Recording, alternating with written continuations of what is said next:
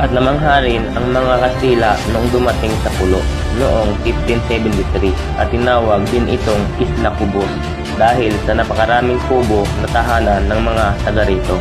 At gayunpaman, ang Catanduanes ay may lawak na 1,492.16 kilometro.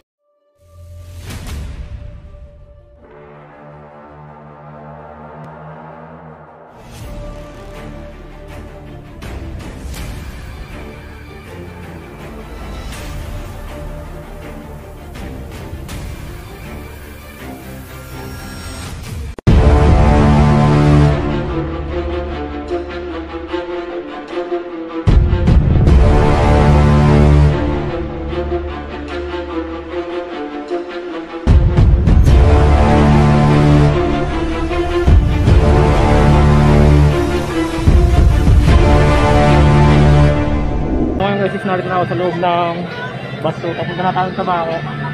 So, hindi ko pa alam kung ano yung mangyayari, basta dating doon yun. Magtatanong-tanong na tayo kasi first time natin mag long ride na yun.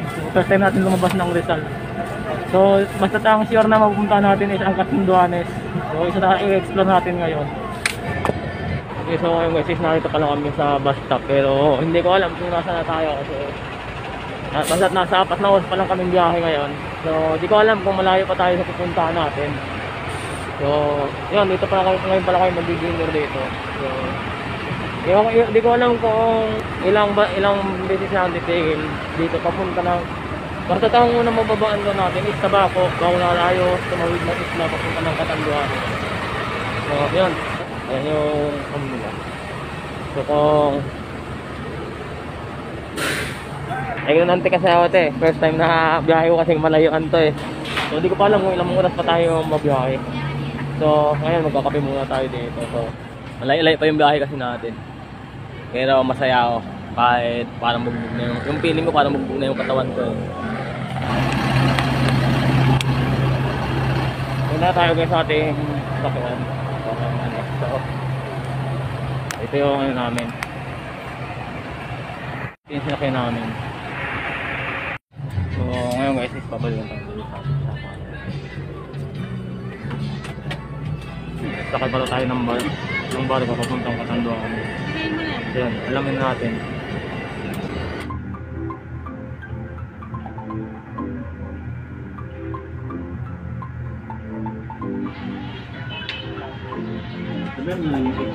So ngayon guys, balik tayo dito naman tayo sa kabila. So alamin naman natin kung paano siya. Pero hindi ko pa alam kung paano ba dito kung saan magbabayad. Tatanong na lang tayo. Kasi first time kong sumakay dito ng barko. 1600 kilala ang Catanduanes sa pangalang Isla Catandungan. Malapit ito sa Pacific Ocean. So yan rin yung isa sa mga dahilan kung bakit ako naakit na pumunta dito sa Catanduanes. So ang Catanduanes ay part pa rin ng Bicol. So kaya lang, sakay ko pa ng barko. So tara!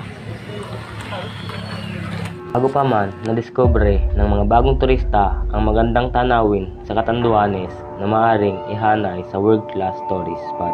Meron din itong mga simbahang garrison nung panahon ng gera. Ang Catanduanes ay matagal ng puok ng kapahingahan, kapayapaan at kaligtasan. Bagamat kilala ito sa tawag na The Land of the Howling Winds dahil sa direkta itong nakaharap sa dagat Pasipiko at kadalasang dinadaanan ng mga bagyo. At mayroon isang mananaliksik na nagsabing ang lumang pangalan ng Catanduanes ay Katandungan, sa salitang Malay na ang kahulugan ay lugar na ligtas sa panahon ng panganib, dahil literal na nagiging kanlungan ang isla ng mga manlalayag sa karagatan tuwing may malakas na bagyo. At ang unang nakadiskubre ng isla ay ang mga Malay at Shino. At gayon pa man, ang pangalang Catanduanes ay sinasabing nanggaling sa salitang Tando, ng tawag sa isang uri ng unang bitel na nooy nakikita sa anumang parte ng isla. Tinawag na Katanduan ang isla sa ang ibig sabihin ay lugar na maraming tando.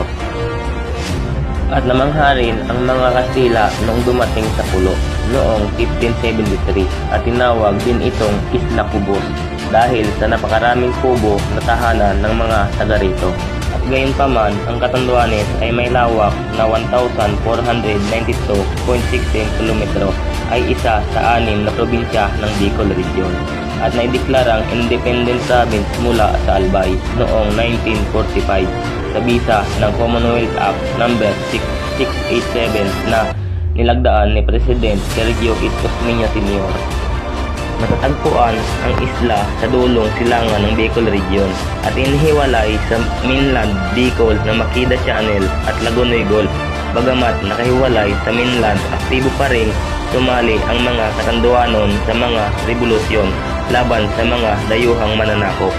Ang Catanduanes ay hinati-hati sa 11 bayan mula 1600 hanggang 1952. Pangunahing bayan ng Catanduanes ay ang Birak, San Andres, Caramuran, Biga, Pandan, Bato, San Miguel, Bagamanok, Baras, Panganiban, Bigmoto.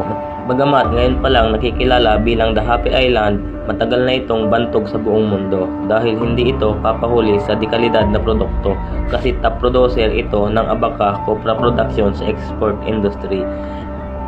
Nakilala din ang Catanduanes bilang Crab Capital of the Philippines.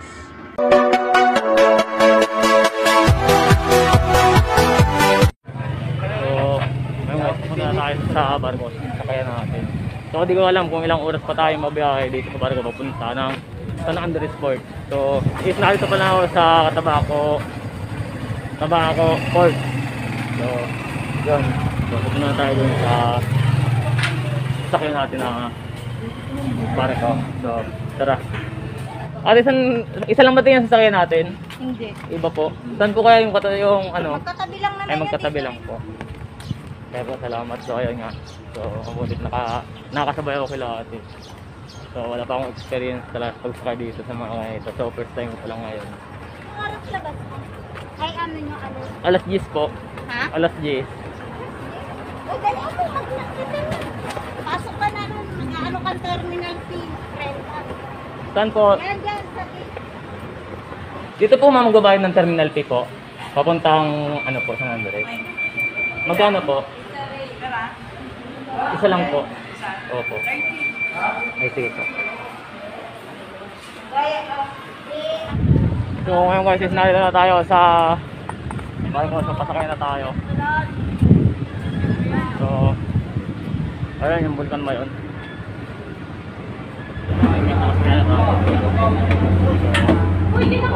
Bitay na. So, bitay na. So, yun, nakaka-excited kasi first time natin makarating dito. Yan, sobrang mabait ng tao dito guys. So, sarap magbalik-balik dito. Kasi kahit wala akong experience, nakasakay pa rin papunta dito. Yan, so ngayon guys, may explore na natin.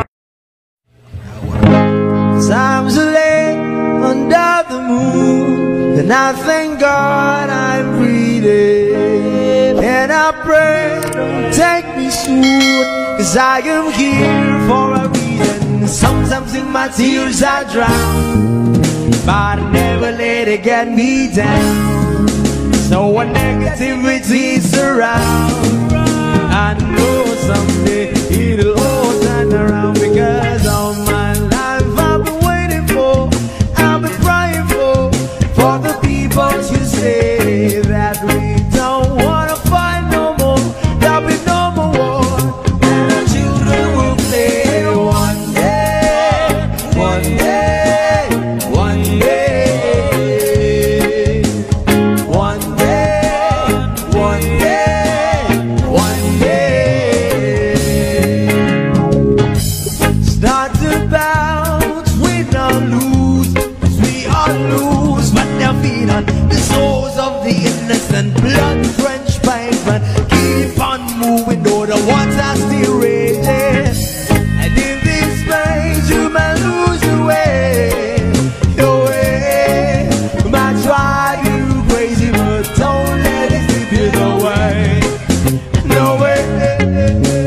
Sometimes in my tears I drown. But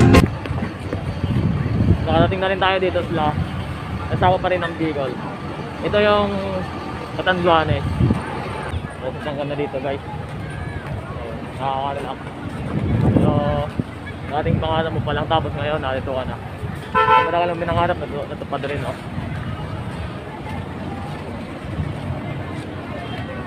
Oo, may nakita tayo dito guys. Pupunta natin to. Isa rin sa mga pinunta natin yun dito eh. Para malaman natin yung mga naging bayani dito sa Catanduanes.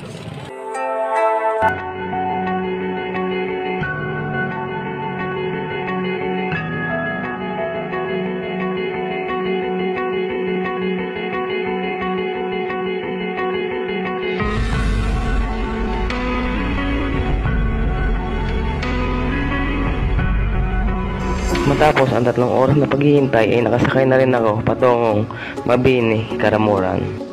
At dito pa lang sa part na ito ay nag-i-enjoy na ako sa mga tanawin. Ang Karamuran ay may pagkapareho sa Sigsag Road ng Atimonan, Quezon. Kinaumagahan ay namasyal muna kami sa baybayin ng Karamuran. At dito sa baybayin ng Karamuran ay abutan daw muna ang Karamuan, Kamsor. At kung makikita nyo sa mapa, ang Catanduanes at Kamsor ay magkadikit na lang.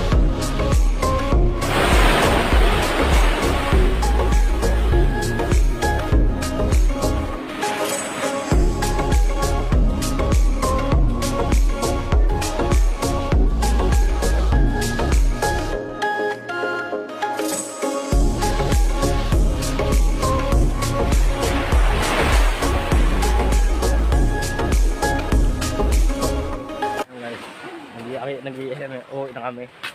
So, yun, hindi ko alam kung saan kami pupunta. So, ngayon guys is pupunta kami sa Loyang Cave. So, dito ako na. So, yun. Tapos kita nanay. Nay, salamat po. Nay, salamat po. Sige. Babalik ka pa dito mamaya? Hindi na po. Baka po sa susunod na lang po ulit. May lalakarin po akong emergency eh. Dito tuloy ka na? Opo. Ano pa uwi? Opo.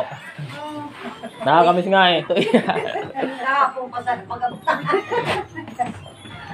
Salamat. Sige po, Nay. Ako nga po dapat yung magpasalamat eh. Ingat. Sige po. Sige po, Nay. Salamat po. At dito ay ramdam ko ang pagmamahal ng mga taga dito. Sobrang mabait ng tao. Tayong ano lang ha. Para tayo mag-joyride lang.